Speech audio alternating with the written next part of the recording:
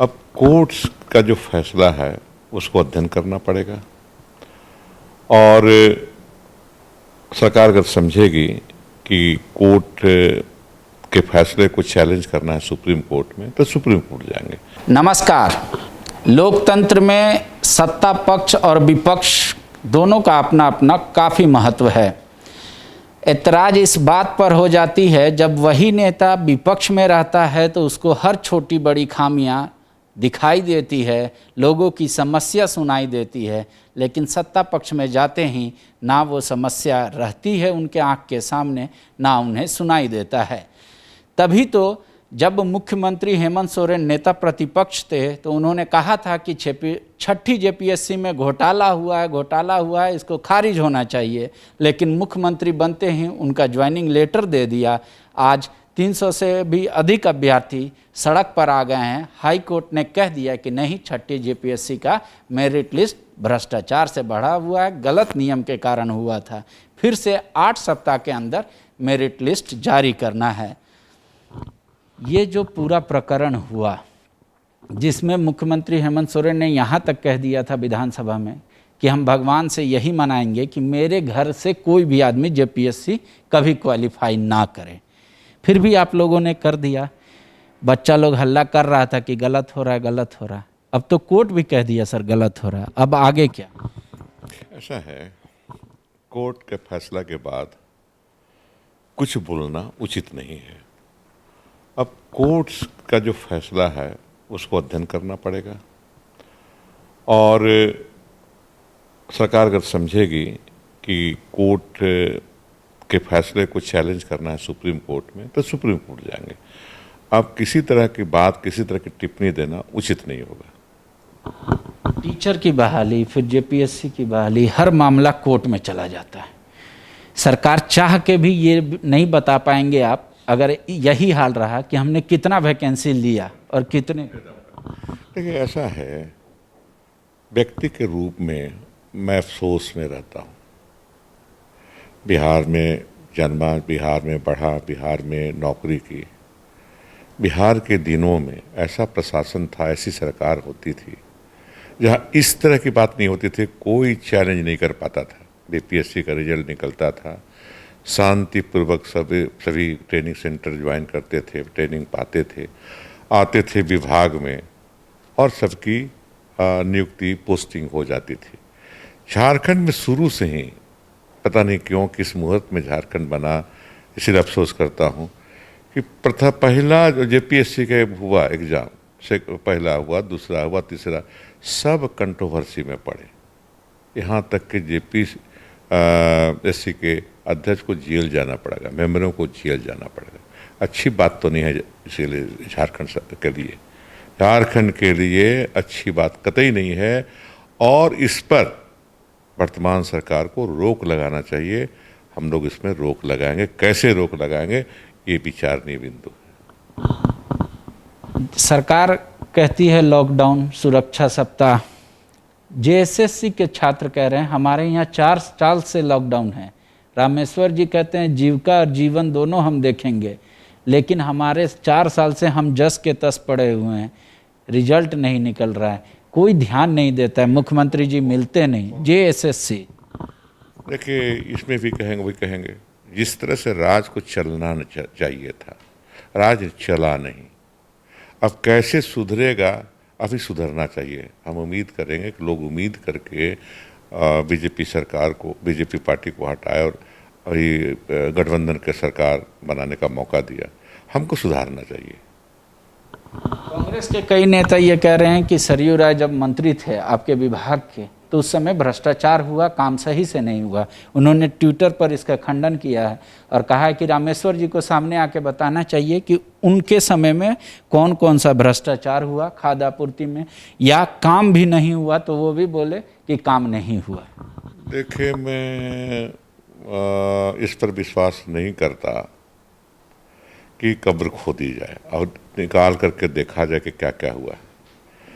जो हुआ सो सामने है, ज़्यादा नहीं बोलूँगा, लेकिन मैं विश्वास करता हूँ कि सुधार लाया जाए।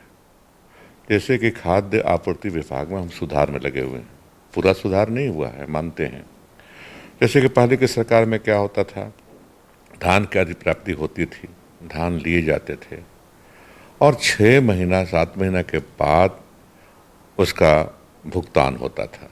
हमने आते आते शुरू किया है कि जिस दिन धान लेंगे, अधिप्राप्ति होगी धान की पैक्स में और इसमें डंप्स में, हम 50% पैसा दे देंगे उसका। अब 50% तब देंगे जब उसका चावल बन जाएगा, चावल को हम FCI में देंगे, FCI हमको पैसा देगा, तब हम देंगे। तो 2 महीना 3 महीना लग जाता है, इसमें लगेगा। पैसा भी तो मिल रहा है किसानों को। अगर बाजार में बेचते तो 10 रुपये 12 रुपये बेचते, आज 2050 रुपये बेच रहे हैं। तो इसको अगर सूद से ज़्यादा अगर पैसे बैंक में रखते तो सूद उतना नहीं मिल पाता जितना कि हम दे रहे हैं। और कम से कम हमको लगता है कि बाजार में बेचते तो 13 रुपये मान लीजिए बेचते, तो 7 रुपये ज़्यादा दे रहे हैं हम लोग। 2 महीना 3 महीना लग जा रहा है।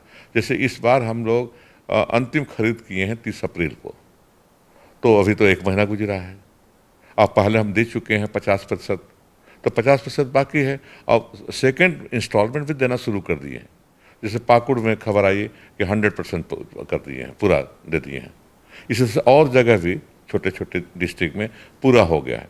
बड़े डिस्ट्रिक्ट में बचा हुआ है, जहाँ खरीद ज़्यादा हुए हैं, हम मानते हैं, हमें दे नहीं पाए अभी हम। लेकिन दीपक प्रकाश, बाबूलाल मरांडी, बीजेपी के तमाम नेता ये कह रहे हैं कि रामेश्वर जी तो किसान को देख ही नहीं रहे हैं, किसान का बेटा है, किसान को भुला गए। काहे कि वो IPS की नौकरी किए, इसलिए किसान उनके हित में नहीं। हम लोग 6-6 हज़ार रुपया देते तो वो भी बंद कर दिए, बोले कि लोन माफ़ करेंगे, वो भी अभी आधे अधूरा है। और खरीद भी उतना नहीं हुआ है जितना होना चाहिए। जब फसल ज़्यादा उपज हुआ है तो सरकार को ज़्यादा खरीद भी होना चाहिए। नहीं, इसमें 2 चीज़ें हैं। जितना टारगेट 60,000 लाख ये हमको खरीदना था क्विंटल, हमारे पास 21 जिले थे। देखिए, बंटवारा होता है, मंत्रिपरिषद से पास होता है। 3 जिलों को FCI ने कहा कि हम खरीदेंगे। क्योंकि हम खरीदते हैं तो फिर बेचते हैं चावल FCI को, तो उसके बात को मानना है हमको। उसको बात को नहीं मानेंगे तो फिर चावल नहीं लेगा हमारा, तो क्या कर लेंगे हम खरीद करके।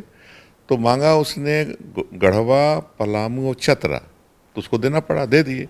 21 जिले जो हमारे पास हैं उसमें हम खरीदे हैं 102%। जितना टारगेट था उससे आगे बढ़ गए हैं, हम कमी नहीं किए हैं।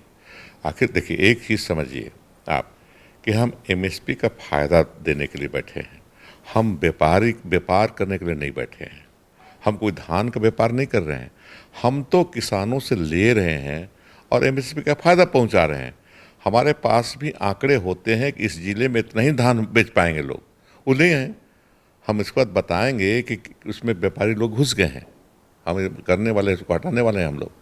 इसमें हो क्या रहा है, इतना धान जो आ रहा है, इतना धान आना चाहिए नहीं आना चाहिए, वो तो बात का फैसला होगा। लेकिन हम लोग को जो खबर है कि व्यापारी घुस गए हैं। जैसे छोटे किसान से खरीद लीजिए, 10 रुपये 12 रुपये 13 रुपये 14 रुपये जो भी खरीदे, अब वो रजिस्ट्रेशन करा लिए। रजिस्ट्रेशन किससे कराए हैं जो अभी हमको मालूम हो रहा है? 2 एकड़ 3 एकड़ वाले को रजिस्ट्रेशन हो गया 250 क्विंटल का। 3 एकड़ का आप भी तो पलामू के रहने वाले जहाँ के हम हैं, एक जगह हम लोग को है, आप जानते हैं कि 2.5 एकड़ में 250 क्विंटल होगा का? तो के घुसा है? किसान नहीं है। ये फ़ायदा कौन ले रहा है MSP का? कोशिश कौन कर रहा है?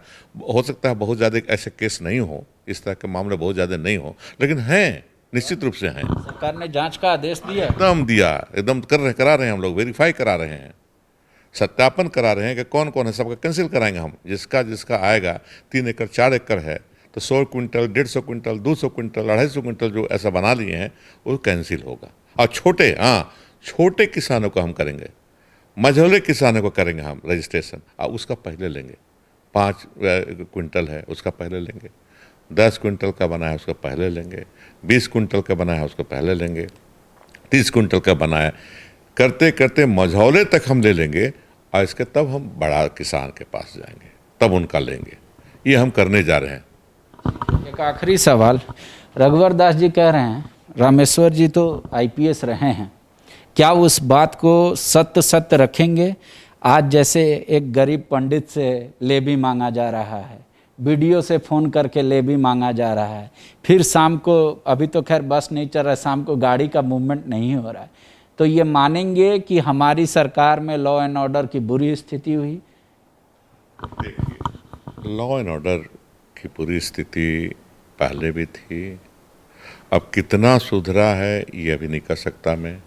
अगर जी करे बिगड़ गया, नहीं, ऐसा नहीं है, वो ऐसा नहीं कर, दावा नहीं कर सकते। हम भी जानते हैं, हम भी उदाहरण दे सकते हैं कि कैसे था पिछले सरकार में। रघुवर जी का नाम नहीं लेंगे, उनको बदनाम नहीं करेंगे, अच्छे आदमी हैं, मुख्यमंत्री थे, इसलिए नाम लेना पड़ता है।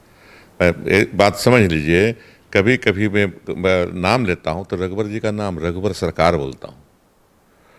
मेरी शैली राजनीति में अलग है, किसी व्यक्ति को बदनाम नहीं करना, किसी व्यक्ति के विषय में खिलाफ, उसके खिलाफ नहीं करना, किसी को नहीं लेता। मैं अपने एक शैली बना रखा हूँ कि राजनीति में हूँ, हम अलग पार्टी का हूँ, कांग्रेस पार्टी का हूँ, वो बीजेपी के हैं, तो लड़ाई कांग्रेस से बीजेपी में होगी। जब भी खिलाफ बोलूँगा तो बीजेपी के खिलाफ बोलूँगा, ये मैं करता हूँ। रघुवर जी के खिलाफ नहीं बोलता। अगर कोई कहता हो कि किसी व्यक्ति के खिलाफ बोलता ही नहीं, दीपक जी के खिलाफ नहीं बोलता, बाबूलाल के सवाल नहीं है, और पुरानी दोस्ती हमारी है। लेकिन लॉ एंड ऑर्डर तो खराब हुआ है ना, इसको क्या कहेंगे? अगर फ़ोन पे खुलेआम मांगा जा रहा है, वीडियो साहब पैसा पहुंचाइए। ऐसा है कि ये सच है तो इस पर कार्रवाई की ज़रूरत है। हम जानते नहीं है, वो कह रहे हैं, रघुवर जी बोले हैं, तो ज़रूर कोई सोर्स रहा होगा उनका। ऐसे नहीं बोलते हो, भी हल्का नहीं है वो, मैं जानते हैं, वो हल्के बनने बात बोलते हो, लेकिन जांच का विषय है। अगर ऐसा है तो सुधार की ज़रूरत है।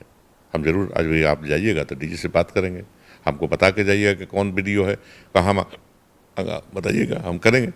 ये सरकार, देखिए, लॉ एंड ऑर्डर, हम 28 साल तक पुलिस में रहे, ये अस्थाई चीज़ ही नहीं है। आज बढ़िया है, कल बिगड़ जाएगा, कल बिगड़ जाएगा, परसों ठीक हो जाएगा। ये बदलता रहता है, सीन है ना, बदलता रहता है।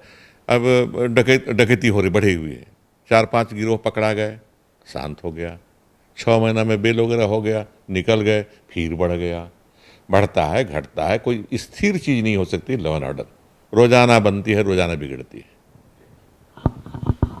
तो मंत्री जी का ये मानना है कि लॉ एंड ऑर्डर पर सरकार को घेरने की बजाय ये मानते हैं कि अगर घटनाएं हो रही है तो सुधार की आवश्यकता है, ये सतत प्रक्रिया है, चलते रहने वाला। जेपीएससी पे कह रहे हैं कि ऑर्डर पढ़ने के बाद कोर्ट का ये निर्णय लेगी सरकार कि उसको अपर कोर्ट में उसको काउंटर करेंगे या फिर हाई कोर्ट का ही बात को मानकर 8 सप्ताह में ऑर्डर जारी करेंगे। शुक्रिया। TheFollowUp.in. Like, share and subscribe. www.thefollowup.in